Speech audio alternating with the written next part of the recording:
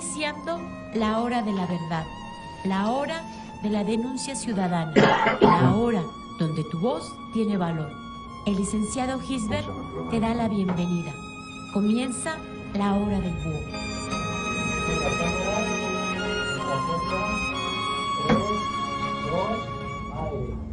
Amigos y amigas, muy buenas tardes. Con el gusto de siempre los saluda su servidor y amigo el señor Gisbert, el búho. Estamos por esta su estación, GB Radio, viernes, por fin es viernes 30 de agosto del 2019, en este pueblo mágico de Tepozotlán, Estado de México, la temperatura de 22 grados centígrados, ya no tanto calor, y con el gusto y placer estar en este su programa, La Hora del Búho, la hora de la denuncia ciudadana, la hora del análisis político. Las 4 de la tarde con un minuto, pues vamos a dar inicio, amigas y amigas, a este su programa, La Hora del Búho. Como se los anticipaba el día miércoles, pues algo que causó mucho revuelo en los medios masivos de comunicación fue la salida inesperada de Carlos Loret de Mola.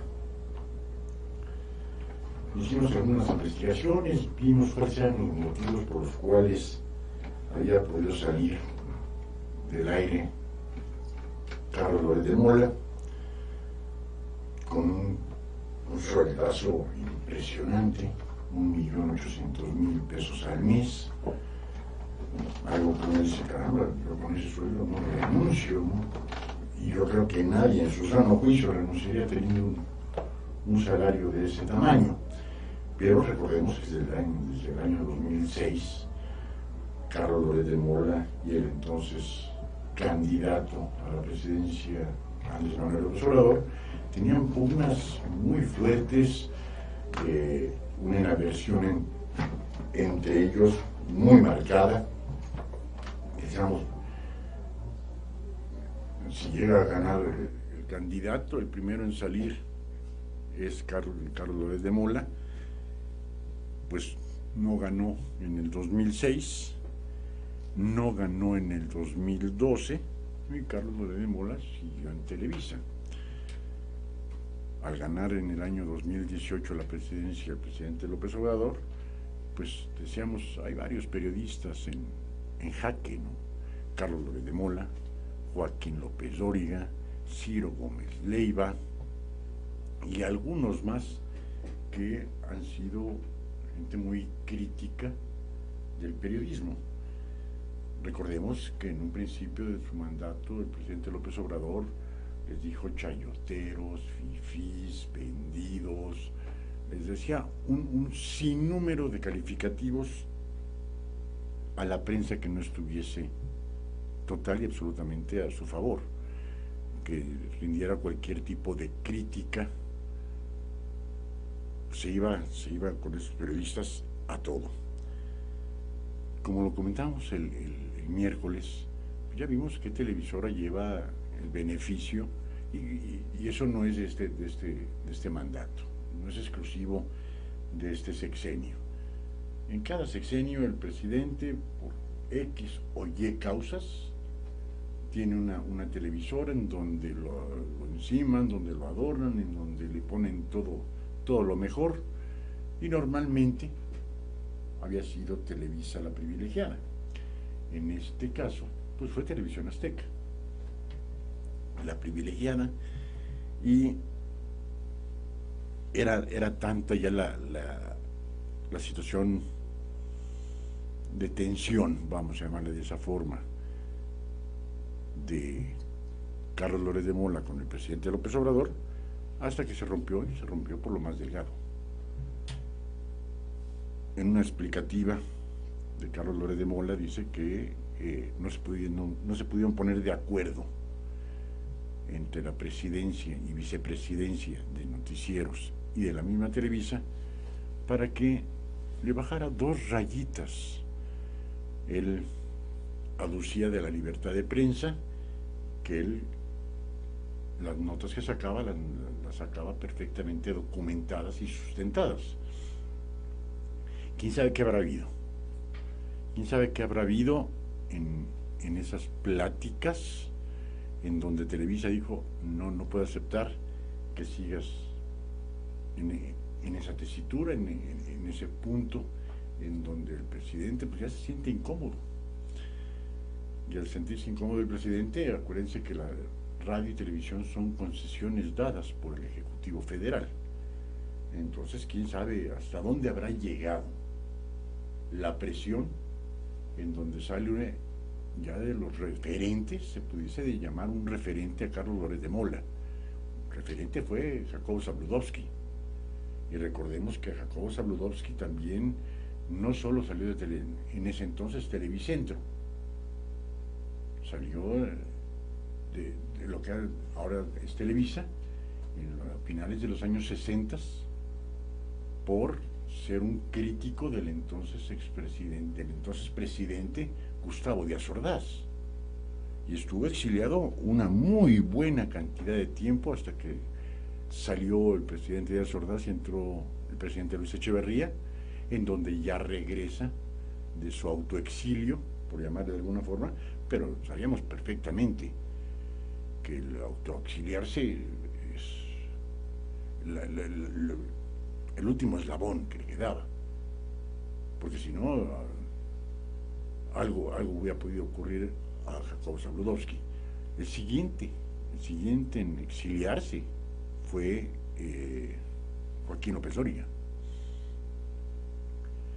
Ya a mediados del sexenio de José López Portillo comenzó a salirse del huacal y no le convenía a la Secretaría de Gobernación, no le convenía al presidente que un periodista objetara las decisiones del presidente de la República, y también fue para afuera otra buena cantidad de tiempo. Y estamos cayendo en la época más recia del priismo, en los años 60 y 70, en donde se hacía sentir el peso del presidente, el peso del PRI, se hacía sentir. Y ahora lo estamos volviendo a ver. Con Morena, bueno, yo siempre lo he dicho, para mí Morena es no es una extensión del PRI, porque no es ningún satélite. El PRI está en tercer lugar y Morena está en primer lugar. Pero las principales gentes de Morena fueron expriistas y de esa época. Priistas muy duros y que fundaron sus propios partidos por conveniencias políticas, porque ya habían sido borrados o eliminados de alguna candidatura y se fueron primero al PRD con Porfirio Muñoz Ledo y el ingeniero Cuauhtémoc Cárdenas, al ya no tener una cabida o una vida política en el PRI. Fueron los primeros en salirse del PRI, aquellos que ya decían, bueno, ya recorriste todos los puestos, ya tu vida política se acabó. Pero amigos y amigas, nadie que esté en la política se quiere salir de la misma. Y pónganme a los principales nombres que estén en el gabinete y díganme uno que no haya repetido en 3, 4 o 5 ocasiones como diputado, como senador, como gobernador, como secretario de Estado. Han pasado por todas. El dejar la política no es una cosa sencilla para ellos, ¿no? Es decir, yo quiero ser diputado por 3 años y después de 3 años yo me retiro. No, después de diputado 3 años le buscan algo le tienen que buscar, porque no saben vivir afuera de la política. O quizás, me inclino más en pensar, en que no saben trabajar. Y si el ir a sentarse a un curul y levantar el dedo se le llama un trabajo arduo y pesado, yo diría que no. Porque esos 500 diputados y diputadas, si acaso, el 10% son los que trabajan. Y el otro 90% nomás llegan, se sientan en el curul, levantan el dedo, asisten porque tienen que asistir, y algunos no asisten y piden licencia, y se acabó el asunto. No hay problema por ahí. Y estamos cayendo en ese priismo duro, en ese priismo reacio de los años 60 y 70. Aquel periodista que hable de más aquel periodista que sale del medio escrito, del medio electrónico, del aire. Nadie había dicho nada. Muchos de nosotros nos imaginamos cuál había sido la causa tan repentina de la salida de Carlos Loret de Mola de Televisa después de 18 años y con un salario de 1.800.000 pesos al mes.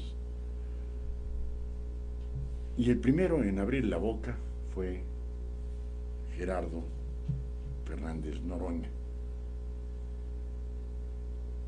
que habla porque Dios es grande, pero que es un auténtico inculto. Y aquí, déjenme ver dónde quedó la bolita.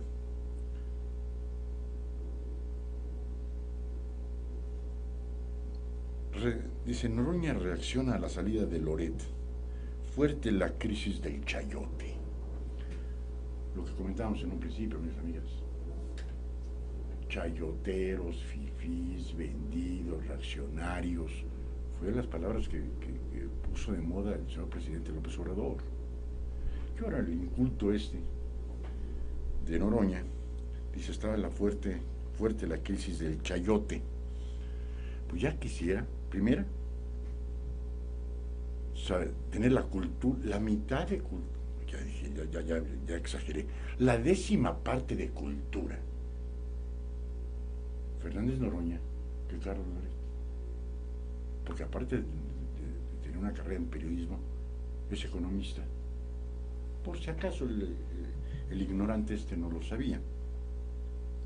Dice, el diputado federal del PT, Gerardo Fernández Noroña, reaccionó a la salida del periodista Carlos Loret de Mola de su noticiero Despierta,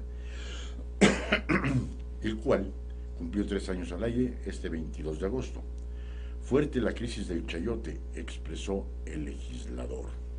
Este jueves el conductor anunció su salida del noticiero televisivo en el espacio que tiene para W Radio, y el viernes dejó de elaborar en Noticieros Televisa. Sé que es una decisión difícil, tanto la empresa como para mí, y por eso agradezco mucho el apoyo y la libertad que tuve durante 18 años para construir y dirigir los espacios noticiosos que encabecé, sostuvo el periodista en un video en sus redes sociales. Lamentamos mucho que la relación contractual haya llegado a su fin, sostuvo la empresa en un comunicado y detalló los cambios en la programación, y de esa manera el espacio que dejó el periodista será conducido por Daniel Iturbide y Enrique Campos Suárez a partir del 2 de septiembre. Pero rápido sale el ignorante de Gerardo Fernández Noroña a decir, fuerte la crisis del chayote. Este ignorante que se fue hace 3 años, por ahí así, a Argentina, y dice que se fue con 500 pesos mexicanos y que regresó con cambio. No sé si se fue a pata o en qué mente enferma, en qué vive en el país de las maravillas. 500 pesos. Pues si se sube usted al segundo piso, va desde Pozotlán hasta la salida a Cuernavaca, pues antes de estar gastando los 500 pesitos en el segundo piso. Pues inculto dijo que se había ido a Argentina, estuvo ahí 20 días y regresó, y todavía regresó con cambio. Pues habrá ido de gorra, ¿no? O de limosnero a Buenos Aires, Argentina. Pues eso es lo que dice él. Y en forma posterior, y en donde creo que, como siempre, los asesores del señor presidente o no sirven, o el señor presidente no les hace caso. No tenía por qué sacar para nada el tema de Carlos Loret de Mola. Y fue una pregunta expresa de una periodista, donde dice, ¿qué opina usted? Con que hubiera dicho, perdón, yo no puedo opinar. No era un trabajador mío, era un trabajador de la empresa Televisa. ¿Cuáles fueron sus diferencias? ¿Quién sabe? No, el señor presidente agarró y dijo, yo no tuve nada que ver con ello.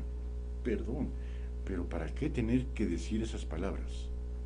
En el momento que decía, yo no tengo nada que ver, en ese momento el señor presidente se estaba implicando de una o de otra forma. Creo que ahí sí el señor presidente tuvo un grave error de apreciación. Como hubiera dicho, señores, perdón, pero eso pregúntenselo a la Televisa, el por qué ya no trabaja con ellos el señor Carlos de Mola.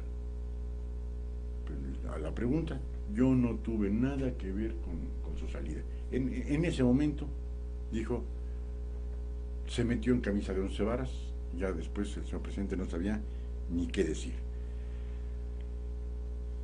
Al decir prensa fifí, prensa chayotera,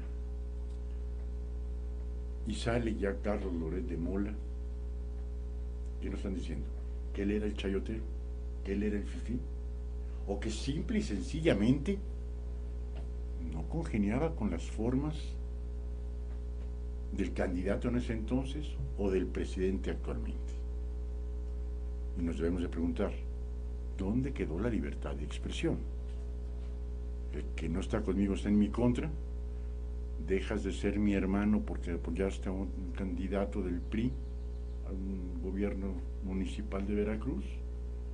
Eso es. Yo no me meto, yo respeto, perdón, creo que ahí estamos mal y nos debe de preocupar. Nos debe de preocupar que volvamos a caer, insisto, en esas décadas del prismo autoritario, de que no pueden decir las cosas más que las cosas que se hablen bonito y que digan cosas bien del gobierno federal o del señor presidente de la República. Hay que estar muy, muy al pendiente de eso, porque sí es alarmante. Que ya, y lo están diciendo, el mismo equipo del señor presidente, por un ignorante, que es Gerardo Fernández Noroña, ya le dijo chayotero a Loret de Mola, cuando la palabra chayotero y fifí fueron palabras utilizadas originalmente por el señor presidente López Obrador. Pues ahora vamos a ver qué es lo que sucede con la libertad de expresión, con la libertad de prensa. Yo siento que más de un periodista, un comentarista político, ha de estar temeroso de perder su empleo por decir lo que cree, por decir lo que piensa, por tener una visión diferente a la del gobierno federal. ¿De quién hablo? Mario Marín, Joaquín López Dóriga, Ciro Gómez Leiva, por decir Eduardo Ruiz Gili, periodistas que no comparten la idea de la Cuarta Transformación. Hay muchísima gente que no comparte la idea del señor presidente, me incluyo, y hay un porcentaje muy importante de cantidad de gente que sí la comparte. Estaba leyendo el día de hoy que para el domingo, en el informe que va a dar en el patio central de Palacio Nacional el señor presidente, tiene una aprobación superior al 60%. Entonces estamos que no aprobamos de una o de otra forma el 40%. Es una parte muy, muy elevada. Pero ¿a dónde nos va a llevar el que coarten la libertad de expresión y la libertad de prensa? ¿A un régimen totalitario? Hay muchos indicios que así se parece hacerlo ver. Que el periodista diga lo que quiera decir o lo que piense y lo que tenga documentado. Eso es lo más importante. Que piense diferente o que piense igual o semejante al señor presidente está bien, siempre y cuando esté sustentado y documentado. Si está en apreciaciones, yo pienso que nadie podemos abusar de un micrófono por apreciación. Hay que ser fundamentado. Hay que fundamentarlo y motivarlo. Pero si caemos en eso, creo que estaremos retrocediendo 50 años en la libertad de expresión. Tanto trabajo que costó la libertad de expresión en México. Porque hasta, pudiese yo decir, hasta Cedillo, no había gran cosa de libertad de expresión. Cedillo comenzó a tener cierta accesibilidad y creería que a partir de Vicente Fox y Felipe Calderón y hasta Enrique Peña Nieto fue donde dijeron adelante con la libertad de expresión. Algunos periodistas, algunos comunicadores. Esa libertad de expresión la convirtieron en un libertinaje de expresión. Y alguien que yo admiré durante mucho tiempo, que fue Víctor Trujillo, mejor conocido en la televisión como Broso, cuando se refería al presidente Peña a Henry Monster Peña Nieto. O sea, eso ya pasa a ser una falta de expresión, una falta total de respeto. Es como si ahorita al señor presidente le dicen el peje López Obrador, ¿no? Es una falta de respeto. Yo siento que la envergadura presidencial se tiene que respetar. Se puede compartir o discernir en las formas y en los dichos del presidente de la República, pero ante todo el respeto. Así como se me hizo una falta de respeto que se dijera fifís, chayoteros, neoliberales, reaccionarios, a todo aquel que discerniera de la forma de pensar del presidente López Obrador. También de eso tampoco estoy de acuerdo, porque tanto merece la envergadura presidencial un respeto, como merecen todos y cada uno de los hombres y mujeres que vivimos en nuestro país, un respeto por parte del señor presidente. Pero ese libertinaje creo que también le hizo mucho daño a nuestro país. Y como bien dice el dicho general, ni tanto que queme al santo, ni tanto que no lo alumbre. Decíamos no a la represión de la libertad de expresión y no al exceso, al libertinaje de la libertad de expresión. O sea, creo que es caer en los extremos, y los extremos son malos. Siempre el término medio es lo justo. Aquí el señor presidente comenzó, creo que en una forma agresiva, porque los medios, quizás acostumbrados, quizás ahí los medios estaban acostumbrados a una forma de gobierno, y que esta forma de gobierno salió totalmente del contexto, por lo menos del que estábamos acostumbrados todos los mexicanos y mexicanas. Teníamos un contexto diametralmente opuesto. Cuando se dijo de las mañaneras, recordábamos las mañaneras del entonces jefe de gobierno del Distrito Federal en la banqueta, y eran a las 6 de la mañana. Y ahora pues, las mañaneras son a las 7 de la mañana para el periodista, porque el señor presidente comienza a las 6 de la mañana con el gabinete de seguridad. Pero ¿qué nos tienen que...? Diario es una sobreexposición a la cámara. Yo creería, y me voy a ir conforme lo que a lo mejor tampoco lo habían hecho en ningún otro sexenio, el último domingo de cada mes, un informe a la nación de 1 hora. Al menos que haya sucedido algo extraordinario, como los terremotos, como un presidente que se tardó 3 días en salir a la luz pública, Miguel de la Madrid. Comentábamos que este primero de septiembre, el domingo, el señor presidente, por obligación, tiene que mandar el informe de labores al Congreso de la Unión, aunque él lo va a hacer por la mañana en el patio central de Palacio Nacional. No sé si lo vaya a decir de memoria o lo vaya a leer, esperemos que lo diga de memoria, por cuestión de tiempo. Y hay varios grupos que van a hacer marchas a nivel nacional. La principal, en la capital de la República,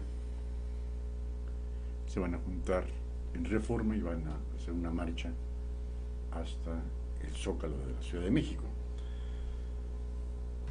Ojalá el señor presidente no se refiera como fifís o chayoteros o N, cantidad de apodos que a toda persona que no está afín a sus formas se le denomine. Dicen, es que va a haber un grupo de personas que se cree van a ser 30, 40, 50 o 60 mil.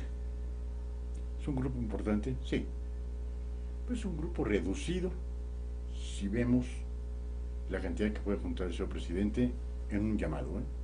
En un llamado el señor presidente junta 200,000 en 15 minutos. Ojalá que aquellos grupos fuertes de Morena, aquellos opositores a cualquier otra opinión diferente a la del señor presidente López Obrador, no hay una confrontación. Ojalá y haya un respeto a poder pensar diferente.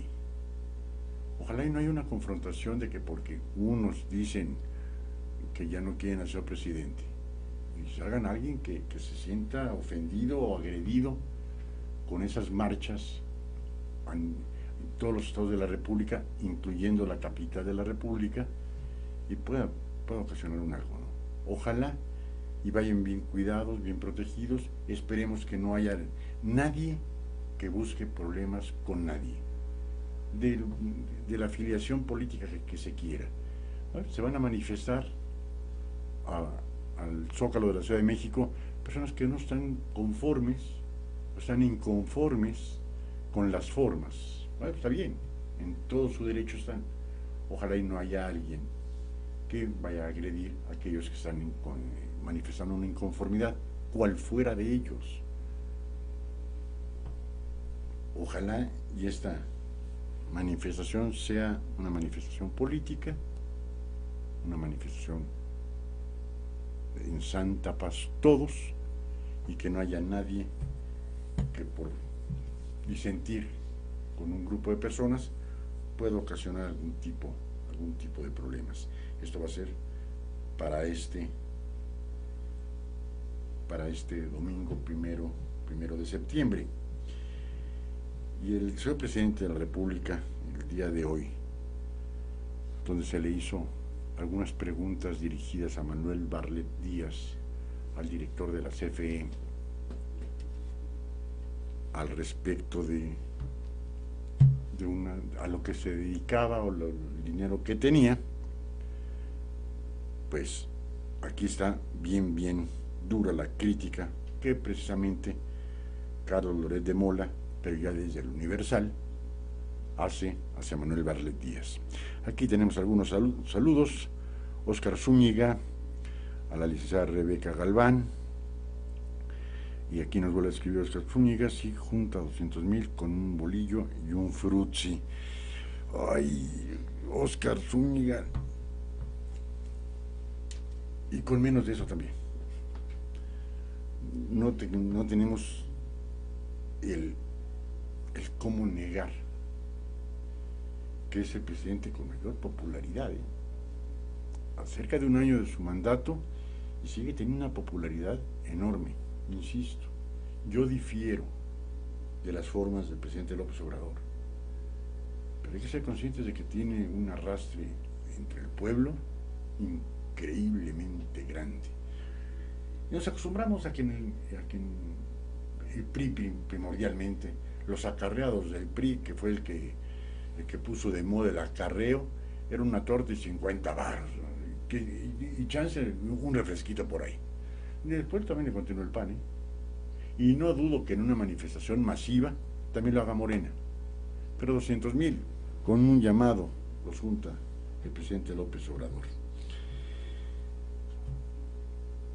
Hoy defendió a capa y espada el presidente de la República, a Manuel Bartlett, y dijo que era un excelente funcionario público. Obviamente Manuel Bartlett, de la vieja guardia del PRI, de la guardia férrea del PRI. Recordemos que en 1988, este superfuncionario público, como lo hizo ver el día de hoy el presidente López Obrador, se sacó de la manga que ganara el PRI en el 88. Porque ahí sí fue un robo descarado lo que hubo en 1988 con Carlos Salinas de Gortari y en la oposición Cuauhtémoc Cárdenas Solórzano. Se cayó el sistema. Y se cayó el sistema y ganó el PRI, habiendo perdido el PRI, la presidencia de la República. Gracias a un personaje que se llama Manuel Bartlett Díaz. En ese entonces secretario de Gobernación, en ese entonces no existía el INE, no existía el IFE, no existía nada, era Gobernación quien hacía las elecciones y quien daba los resultados de las elecciones. Y el domingo a las 5 o 6 de la tarde dijo, perdón, se cayó el sistema. Cuando en 1988 las computadoras estaban en pañales y se agarraron que todo había sido por medio del cómputo, se cayó el sistema, y se cayó el sistema, pues no sabían cómo recuperar las boletas, ¿no? Pues los boletos ahí estaban en físico, entonces no tenemos el voto digital, no lo tenemos ahora, mucho menos en el 88, hace 31 años de distancia, ¿no? Eran las computadoras la 286 con una capacidad de un disco duro de 40 megas. Ahora cualquier teléfono es 500 veces más poderoso que esa computadora. Pues había que echarle la culpa a algo y se le echó, que se cayó el sistema. Y yo me pregunto, ¿cómo se puede defender a un personaje de esos? Obviamente, el presidente, cuando en forma de agradecimiento a Manuel Bartlett Díaz, lo hace gobernador de Puebla, y después se acaba la carrera de Manuel Bartlett Díaz en el PRI. ¿Cómo iba a ser posible que un personaje del PRI ya no tuviera cabida o una vida política dentro de ese instituto político? Pues no tuvo, se comenzó a ir a cualquier otro partido a donde lo invitaran. El hueso no se deja. Y se fue al PT, y se fue al PRD, ha brincado por cualquier cantidad de partidos políticos este personaje, que por cierto debe tener unos 85 años. Tiene más lana que un bandido, y vamos a ver qué es lo que pone Carlos Loret de Mola en el Universal. Dice, el columnista del Universal, junto con el periodista Arely Quintero, dieron a conocer que el director de la CFE declaró ante la Secretaría de la Función Pública una fortuna de 51 millones de pesos e ingresos anuales por 11 millones de pesos. Sin embargo, su fortuna es 16 veces más grande, solo en propiedades. Decíamos, es increíble que se defienda a alguien con los antecedentes de Manuel Bartlett Díaz. Es increíble que se le haya dado un puesto en la Comisión Federal de Electricidad a este personaje. Priista hasta la cepa. El primer fraude comprobado en la época moderna de nuestro país. Se cayó el sistema. Porque se dice que Felipe Calderón Hinojosa, que ganó con el 0.35% las elecciones del 2006,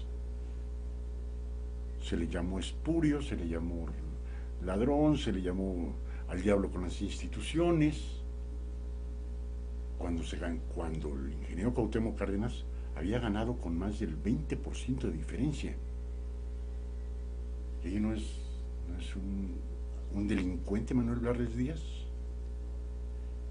Ha sido diputado, senador, gobernador, secretario de Estado, diputado y senador cualquier cantidad de veces. En su vida ha trabajado fuera de la política.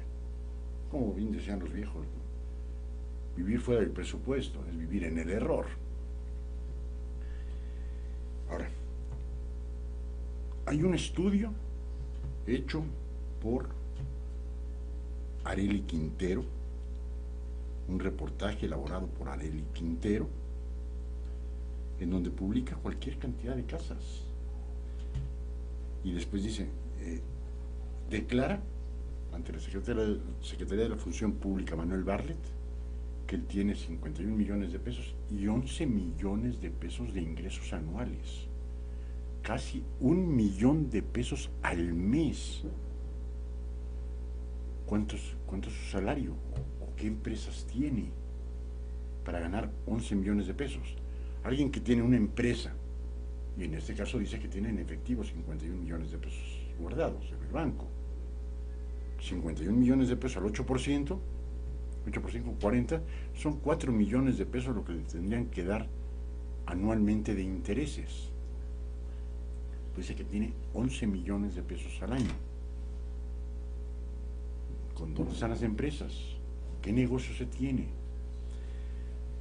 Dice, tan solo la pareja sentimental de Manuel Bartlett, Julia Abdalá, tiene registradas 9 propiedades, mientras que su hijo León Manuel Bartlett, de 24 años de edad, cuenta con 3 inmuebles en Valle de Bravo, según la investigación.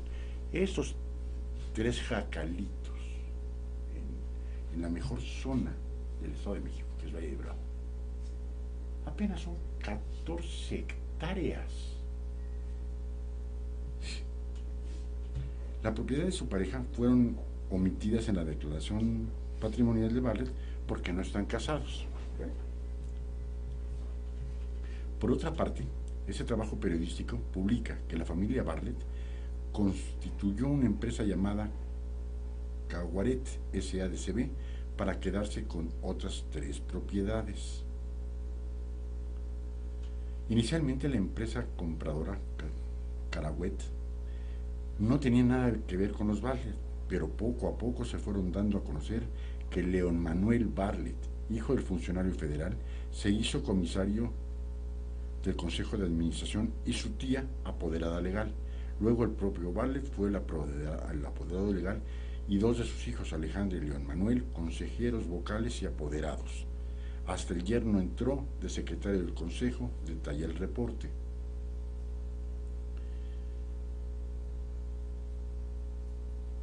Dice, a continuación mostramos algunas de las propiedades del senador, obviamente senador con licencia, porque ahorita es el director general de la Comisión Federal de Electricidad,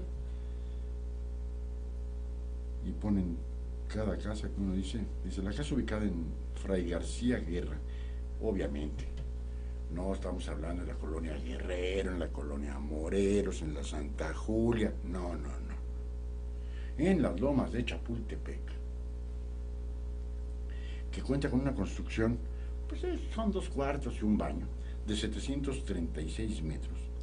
El precio de compra, según el funcionario, es de más de 4 millones. Sin embargo, inmobiliarias detallan que su rango es de entre 48 a 70 millones de pesos. Yo me pregunto, la función pública, ¿no tendrán un poquito de inteligencia en decir, perdón, aquí están los reportajes, aquí están lo que me dicen tener? Una cosa es lo que me dicen que tienen y otra cosa es lo que tienen. Hoy ya el engaño por el engaño, y de ahí a que Presidencia de la República, el gobierno federal, lo avale y todavía diga que es un excelente funcionario público. ¿Qué ignorante se come la idea de que una casa en las lomas de Chapultepec de cerca de 1000 metros vale 4 millones? Váyanse ustedes a Cuautitlán Izcalli y los encuentran en 4 millones de pesos. Hay departamentos en la Condesa, en la del Valle, que valen 4 millones de pesos. Departamentos. Y departamentos de 100, 120, 130 metros cuadrados.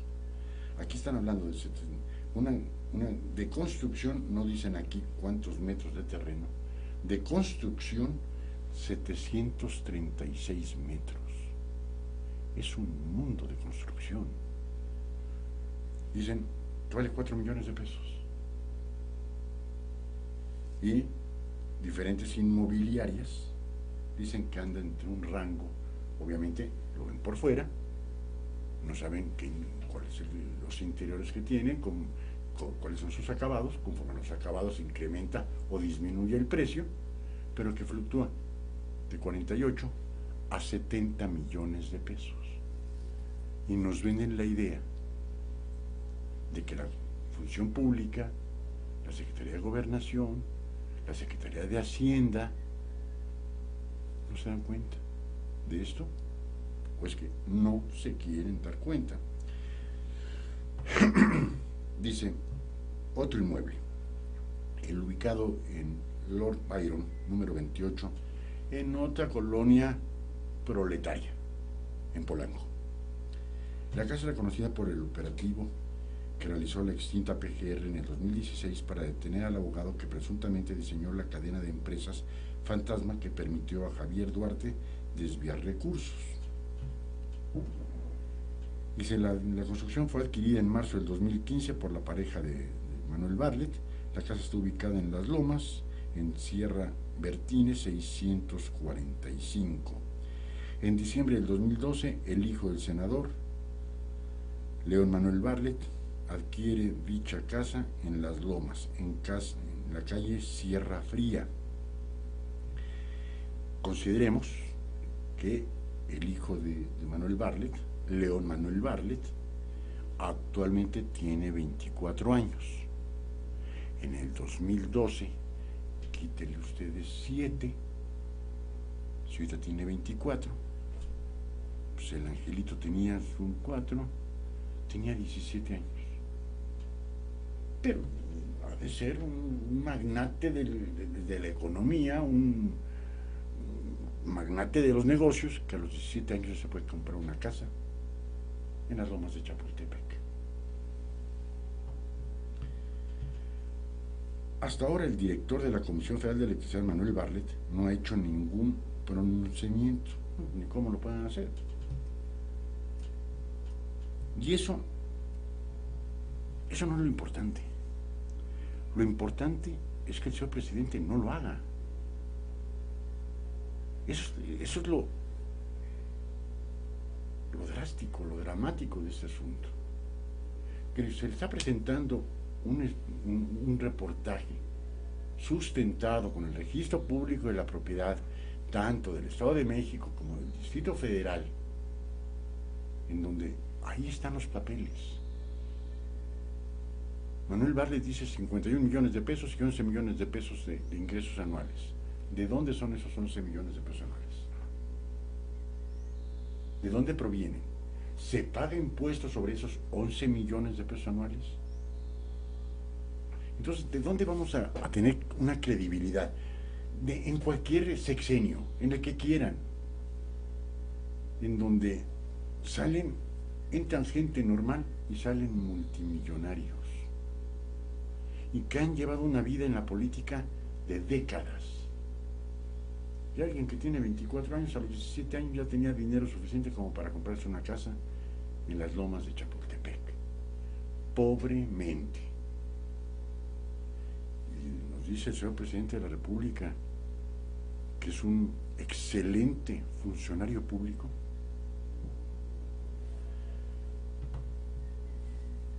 ¿Cómo podemos creer eso? ¿Y por qué no se le hace una auditoría no a Manuel Bartlett, a todos y cada uno de los que ocupen un puesto público, de elección o por designación? Una auditoría, para que nos quitemos de malos pensamientos, aquellos que no queremos que se tengan fortunas de ese tamaño con el trabajo honesto. Con un trabajo honesto no se pueden tener 800 millones de pesos. Con un trabajo que promediemos 200,000 pesos de ingresos mensuales, con 40 años de trabajo o 50 años de trabajo, no se junta la 10ª parte de ello.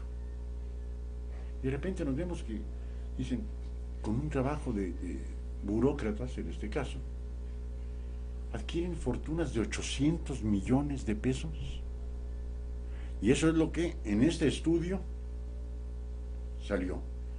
Ahora habría que ver si no hay propiedades en Puebla. Pues recordemos que Bueno, Manuel Bartlett no es poblano. Manuel Bartlett es de Tabasco, nació en Tabasco, pero con residencia en Puebla. De toda su vida. Bueno, desde que dejó de ser gobernador, no lo quieren en Puebla y no creo que viva en Puebla. Bueno, ahorita tiene que vivir aquí, porque no lo quieren en Puebla. ¿Tendrá algún negocito también en Puebla? Pues lo más seguro es que sí. Y si no él, sí cualquiera de sus familiares. Entonces, decir y ponerlo como un ejemplo a seguir un funcionario en el que su mayor logro fue hacer que se haya caído un sistema en unas elecciones federales para la presidencia de la República en 1988. Y obviamente, como agradecimiento, el expresidente Salinas le da la candidatura del PRI a la gobernatura de Puebla. Y que ha de ser el cuarto estado, quizás más poblado de la República, cuarto, quinto estado más poblado de la República. Pero esos son los pagos que se hacen en la política. Está en chino. Está en chino que se quiera ver con un ojo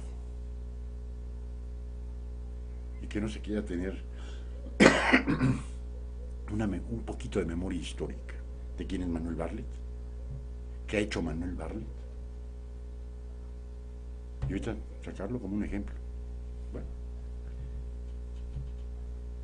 aquí la que sí brincó, y brincó fuerte, fue la actriz Yadira Carrillo.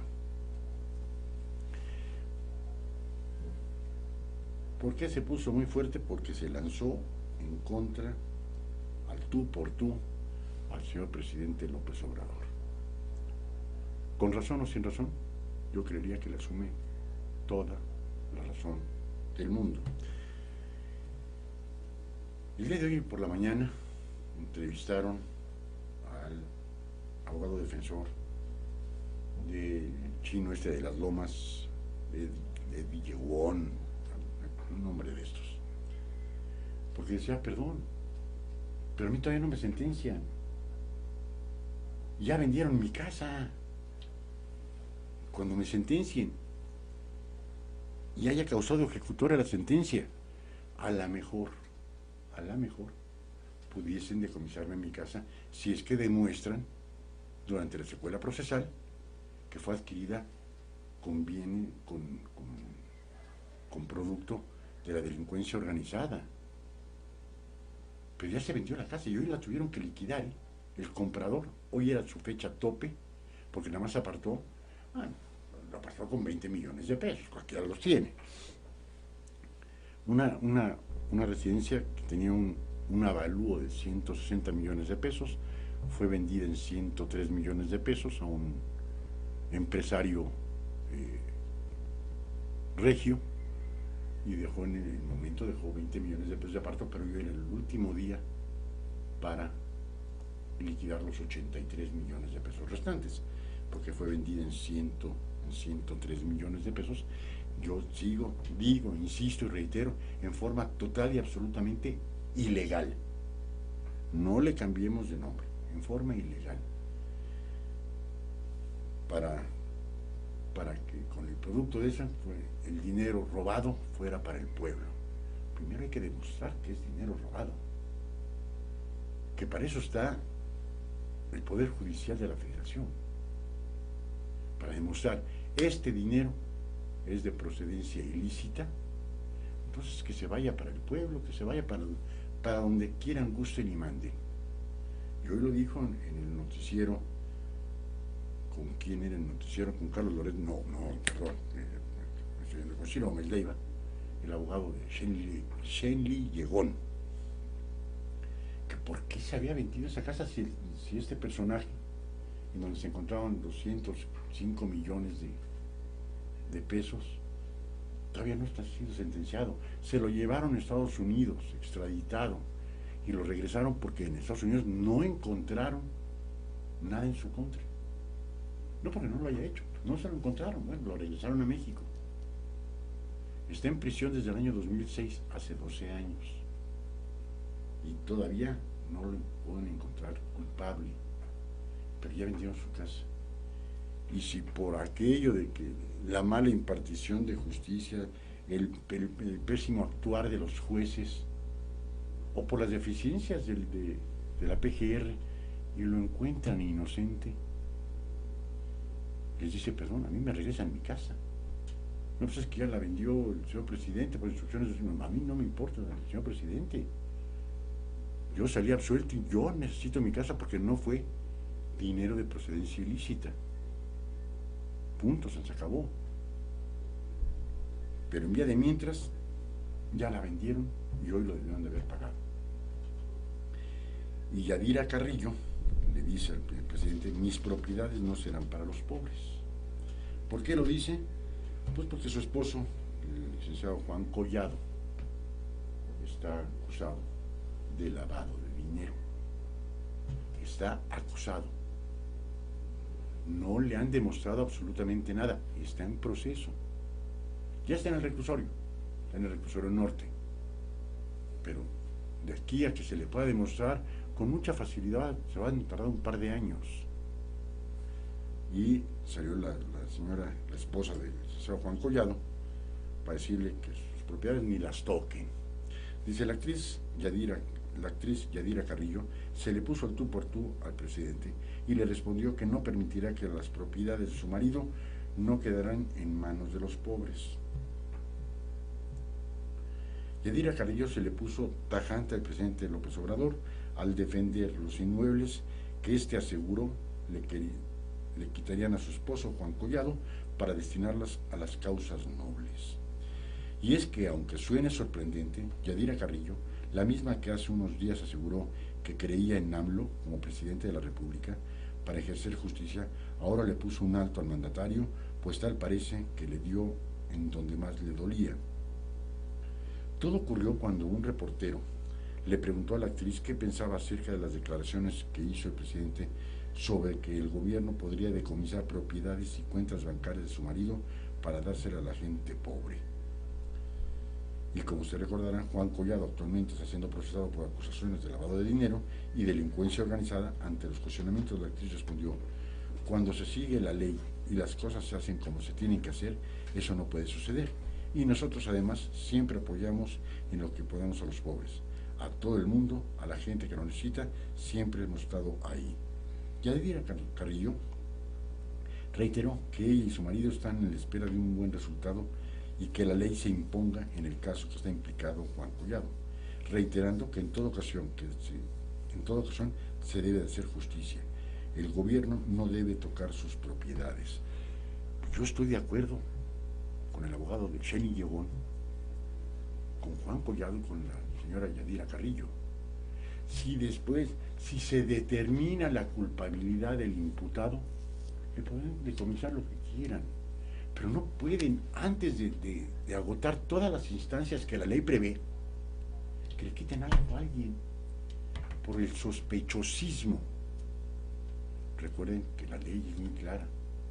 La presunción de inocencia no se puede juzgar. Un saludo para Álvaro Enrique Galicia, muchas gracias. Luis Arias, ¿cómo podemos estar de acuerdo con que se anteponga la presunción de culpabilidad a la presunción de inocencia? Yo no sé si Juan Collado, el mismo chino mexicano Xeni Yegón, sean culpables o no del delito que se les imputó. A Xeni Yegón fue exactamente lo mismo, delincuencia organizada y lavado de dinero, y se le había acusado también de tráfico de metanfetaminas.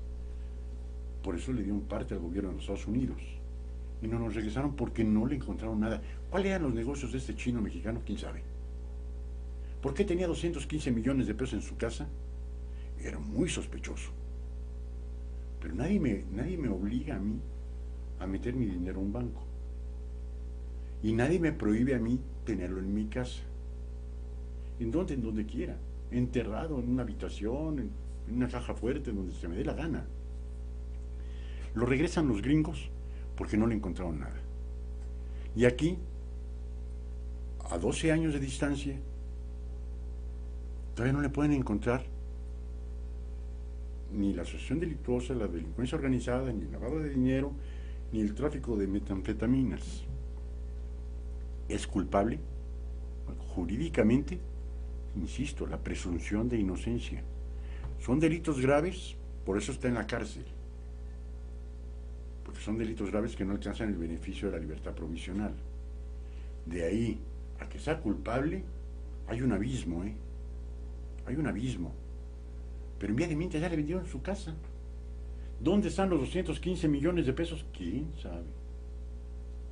Según el presidente López Obrador, en el sexenio del presidente Calderón se los llevaron todos. Según el presidente Calderón se invirtieron todos.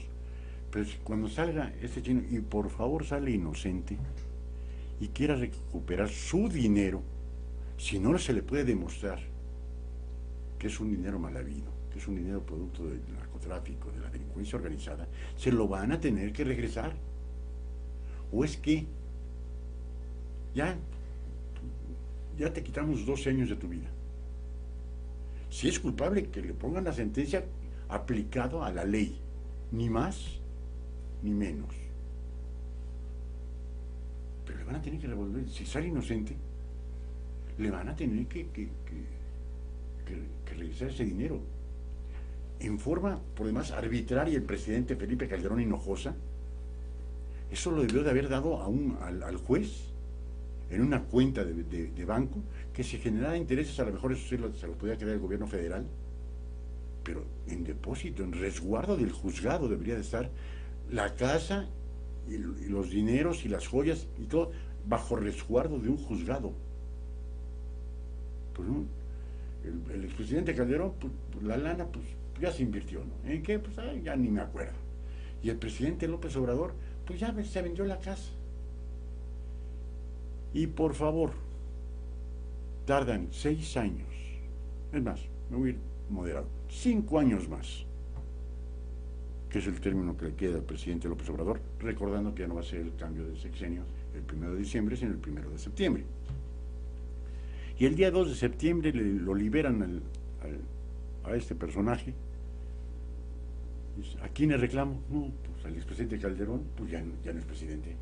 Al expresidente López Obrador tampoco es presidente. Entonces, ¿a quién le van a reclamar?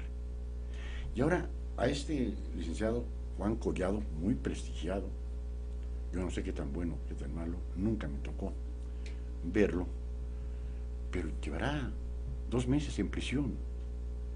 Ya están hablando de decomisarle sus cuentas, de decomisarle sus casas para dárselos al pobre. Pero todavía no saben si es culpable. ¿A qué grado estamos llegando? Entonces, pues cambien la ley, ¿no? Cambien la Constitución, cambien todo, en donde se diga que el principio es la presunción de culpabilidad en lugar de la presunción de inocencia. Entonces cambien el artículo 14, 16, 18, 19, 20, 21 constitucionales. Nadie podrá ser molestado en sus bienes y en sus personas sin un mandato judicial.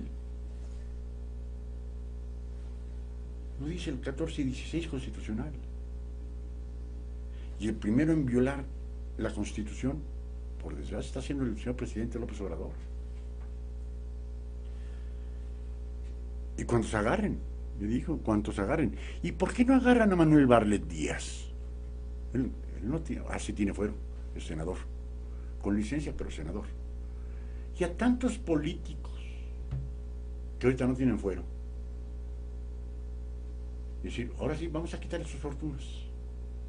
A ver, ¿y por qué no le quitaron su fortuna al gobernador de Veracruz? ¿No? Es más, le pusieron una multa de 15,000 pesos como multa.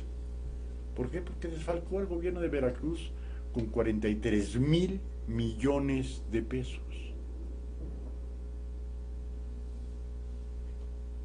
Entonces nada más es contra unos sí y contra otros no, contra unos sí la presunción de inocencia y contra otros no. presunción de culpabilidad, ¿a dónde vamos a caer? Perdón, eso se está convirtiendo en un totalitarismo absoluto. Y díganme qué comunidad, de las miles de comunidades no pobres, lo que le sigue en nuestro país.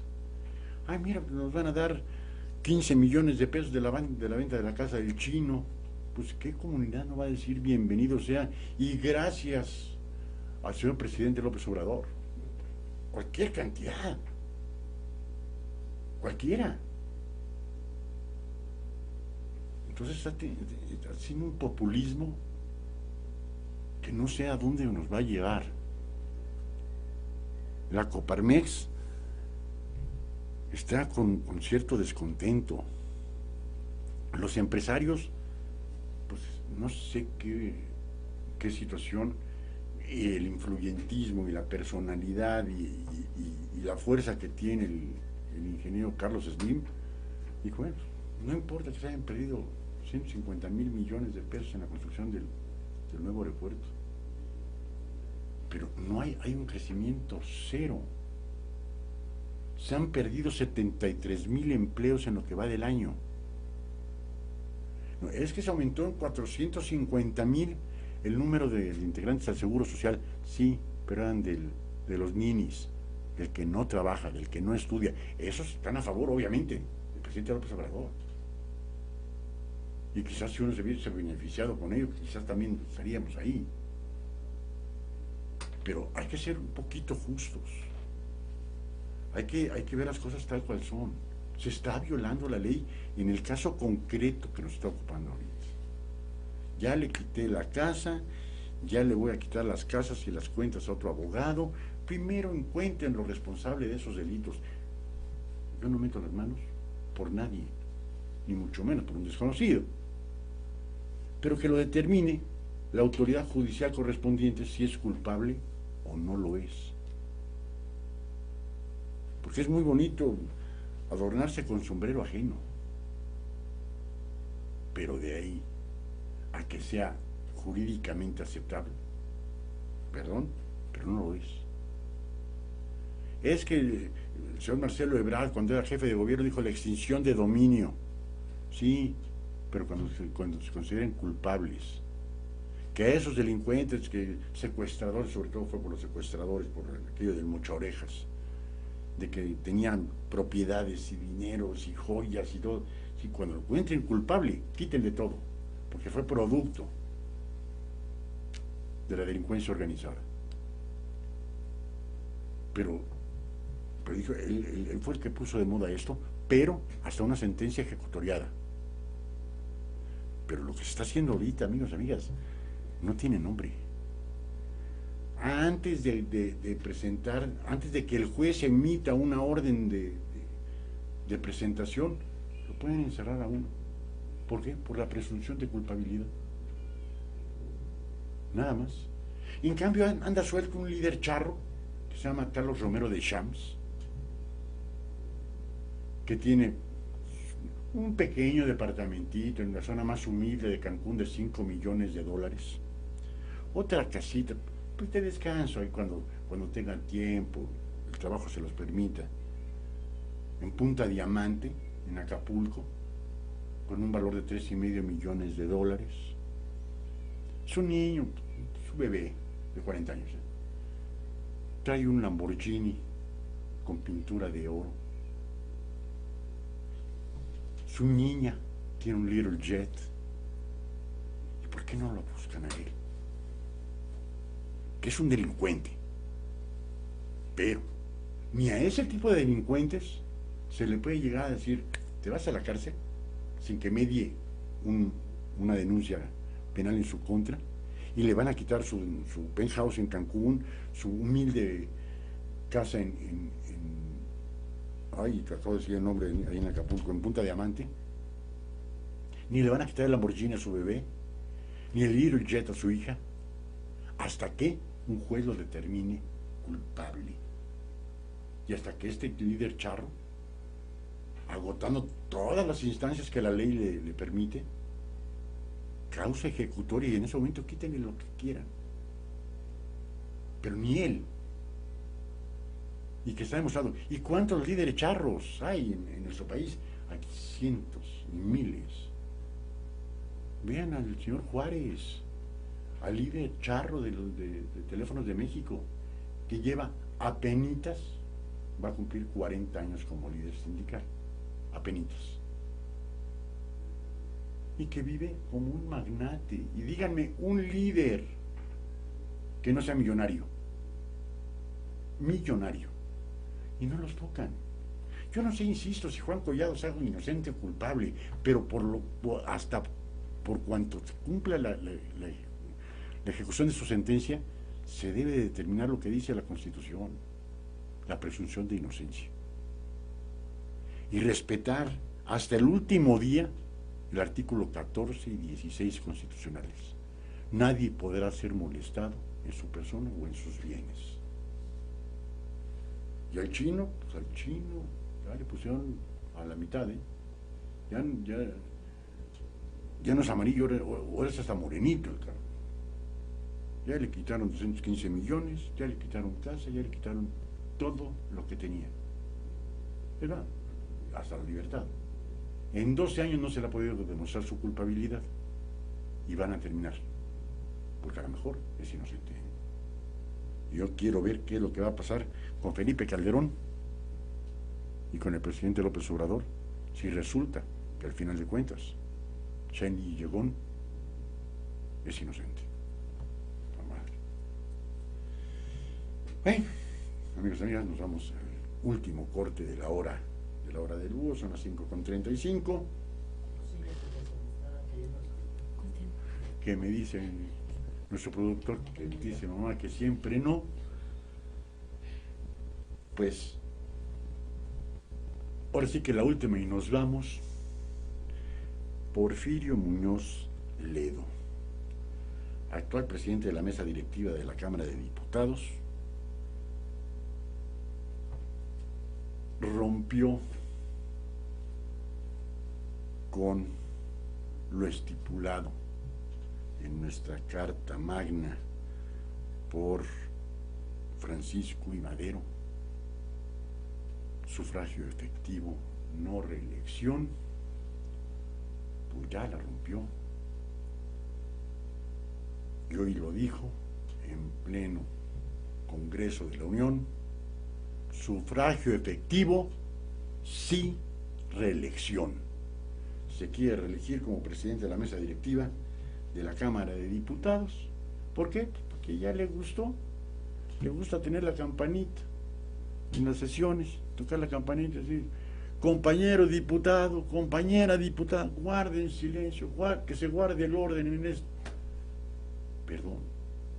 Increíble. E increíble, porque ayer el señor presidente, en la reunión que tuvo en su partido, que es de él, Morena es de él, en un prestigiado hotel de Paseo de la Reforma, se juntaron diputados, senadores, y dijo: perdón, nadie se reelige.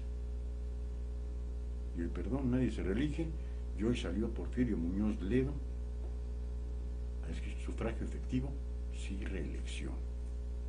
Ya salió Mario Delgado diciendo: no reelección, punto. Porque los estatutos del Congreso de la Unión dicen que se turnarán por año la presidencia de la mesa directiva del Congreso de la Unión. Ya se están haciendo bolas en el partido de Morena, Movimiento de Regeneración Nacional, se están haciendo bolas, porque otra que también dice: perdón, pues sí, la reelección es Citlali Ibáñez. Acuérdense ustedes, Jacob Polemski también se quiere reelegir como presidenta nacional de Morena. Si eso es ahorita, no quiero pensar lo que va a pasar dentro de 5 años. No quiero pensarlo. Me tranquilizó un poco las palabras del señor presidente, donde dijo ayer en este hotel de Paseo de la Reforma: nadie se reelige.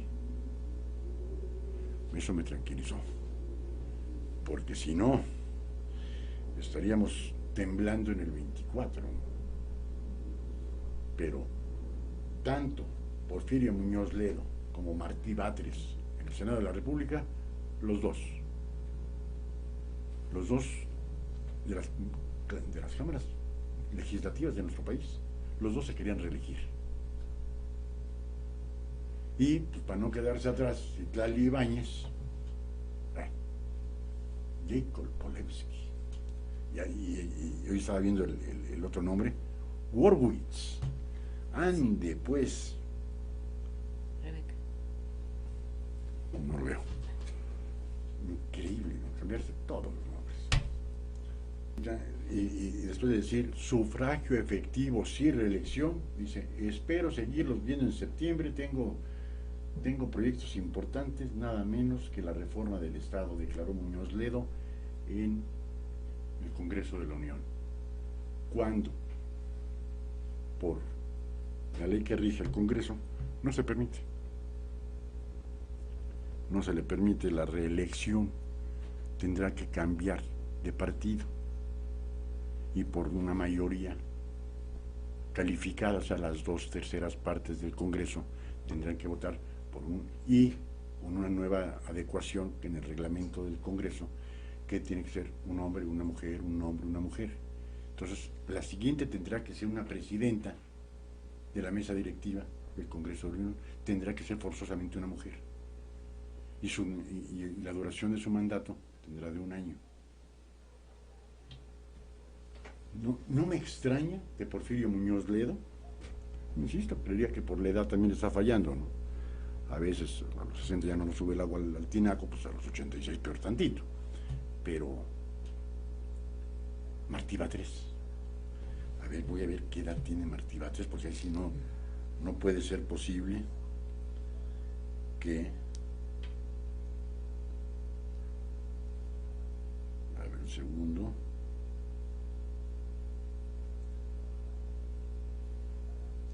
Ahorita, que también estaba aferrado a continuar 1 año en la mesa directiva del Senado de la República.